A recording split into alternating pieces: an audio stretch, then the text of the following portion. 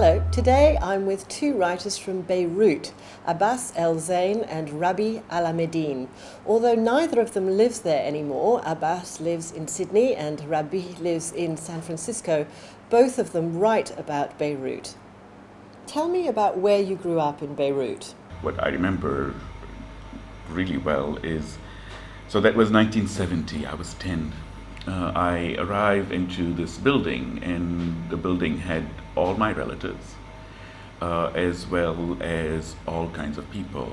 The neighborhood that I grew up in was very mixed, mixed in terms of economic class and mixed in terms of sects and religion. So the period for me between 10 and 14, 15, when the war started, was one of the most exciting, because I still remember Beirut as all kinds of people, all kinds of friends.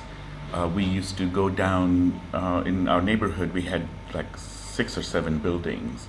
So every day after school, the kids would go down and we'll play on the streets, and there'll be all kinds of different games. From soccer to, capture the flag, to, what we called 7 stones. And what I loved is I got to play with kids that were older than I am and kids that were younger than I was. And then, of course, all that began to change, beginning in 1973, when the first skirmishes. And then 1975, when the war started. And when the war started, I was sent abroad. And I kept coming back constantly. And I don't think I went 6 months without going back to Beirut, but for the most part, that changed, and I keep going back to that neighborhood that I grew up in, and it's now in the southern suburbs, it's called, so in Dahiya, which is primarily Hezbollah territory, and it's primarily Shiite now. And this is sort of the thing that I find interesting about Beirut now is there are very few neighborhoods that are mixed, and they are not as mixed as they used to be.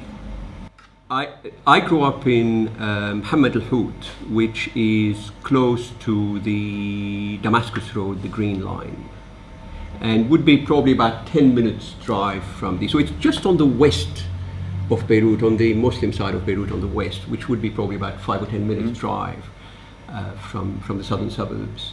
And I grew up in a neighborhood called Galerie Seman, which is basically, Galerie Seman is a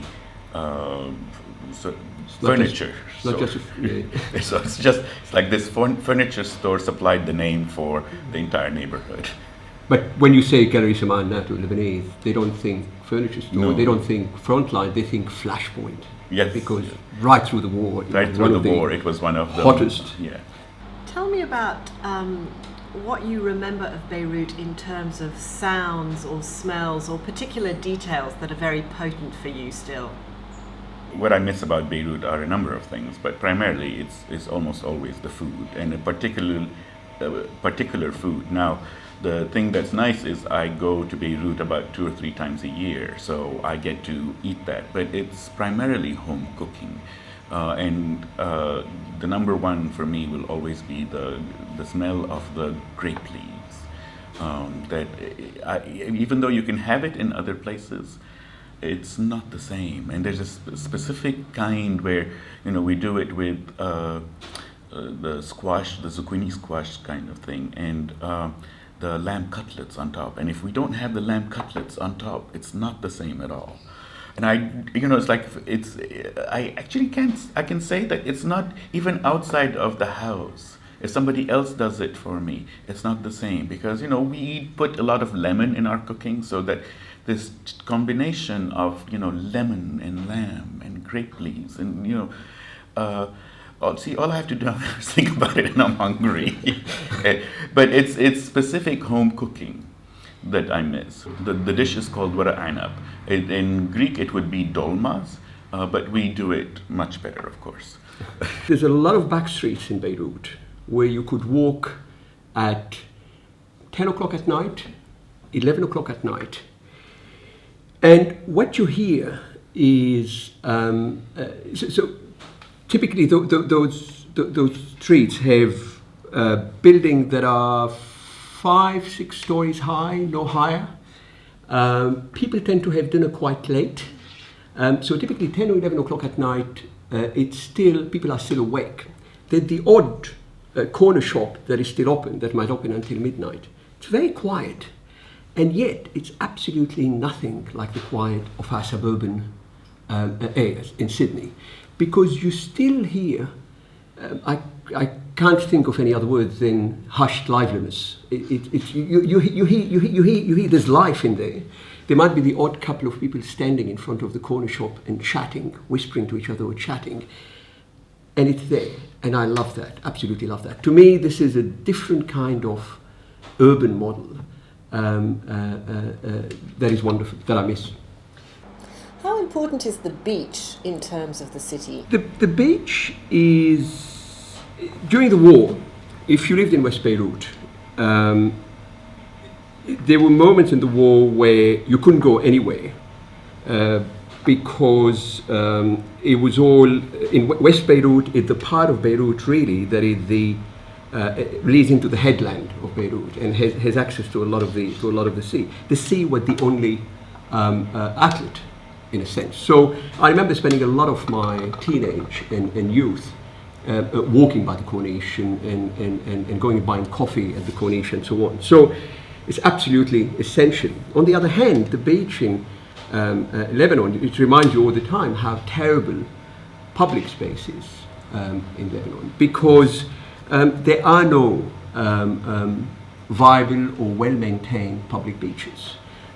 Such is the the domination of private interests, is that all the wonderful spots, and there's many of beaches, have been acquired by private property, by private interests, and they're now private beaches which cost a fortune to access.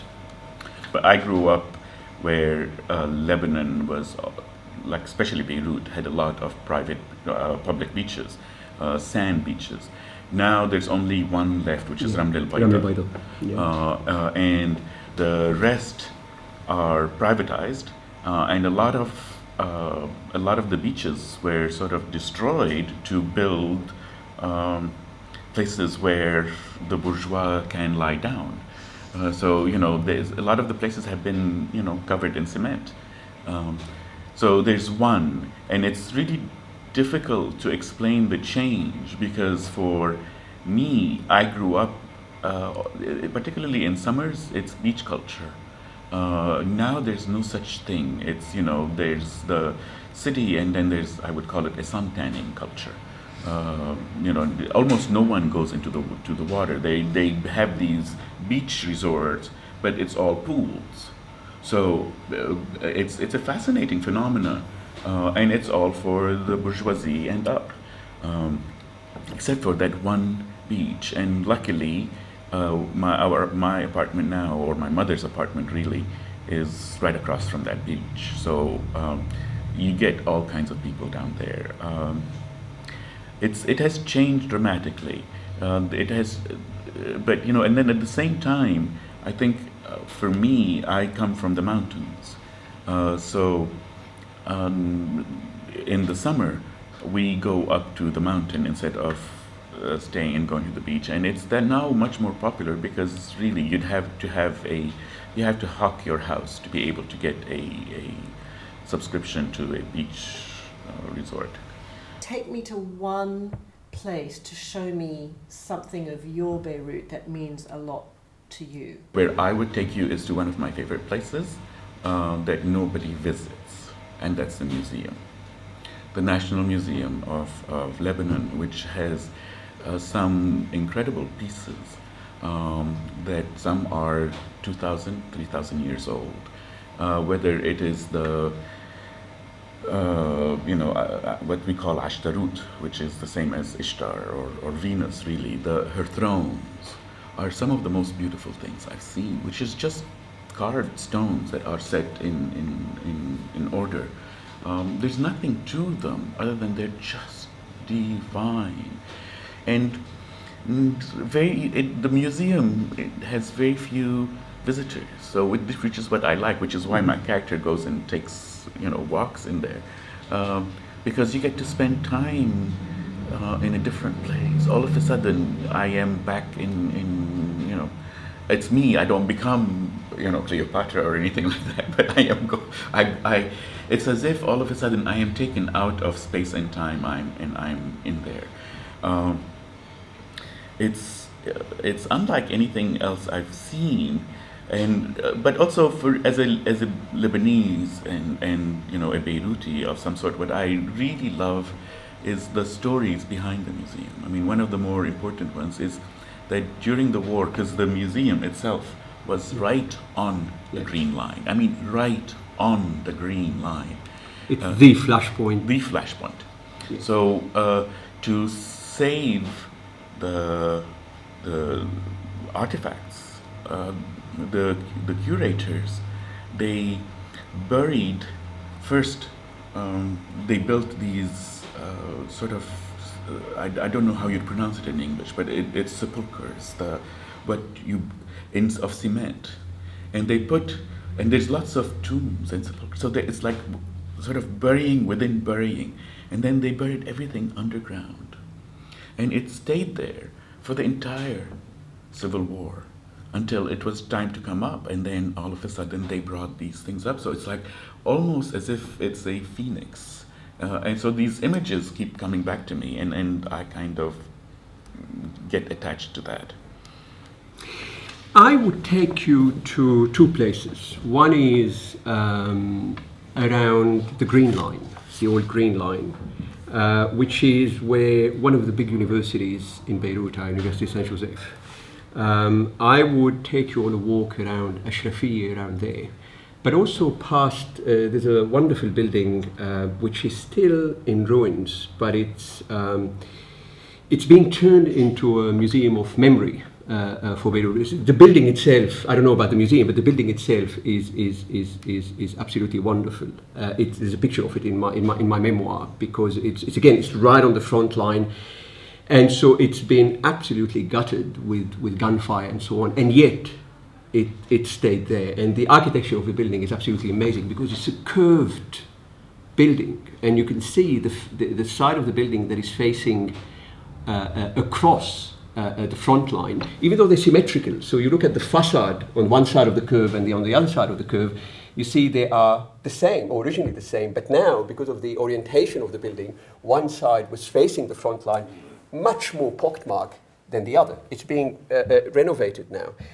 But I would also take you then to the other university around the American University of Beirut, the back streets of there. Probably buy you a shawarma sandwich. I find sandwiches, and the fact that you can get absolutely delicious food without sitting down in Lebanon, I find that I couldn't find it anywhere else.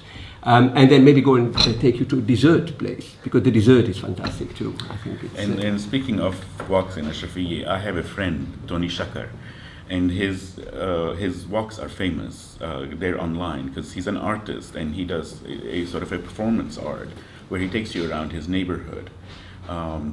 I think, I'm not sure, either Documenta or One recorded it. So it's online, where he walks you around the neighborhood that he grew up in, and shows you all kinds of stuff, and does all kinds of digressions from like the cemetery and who's buried here, and the sort of the artists who did this and this, to the war years, and then who slept with whom on this. He's actually would be a much better tourist guide than I ever could. Than both of us. Yes.